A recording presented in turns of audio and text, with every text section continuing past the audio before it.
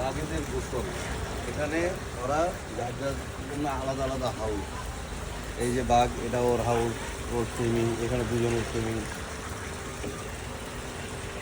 তারপরে ছোট বাঘ, মাঝারি বাঘ, বড় বাঘ।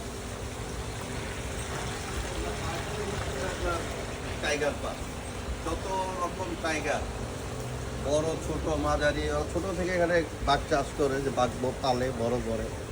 এই যে বাঘ চলে আসছে। হ্যাঁ, ও পাপা,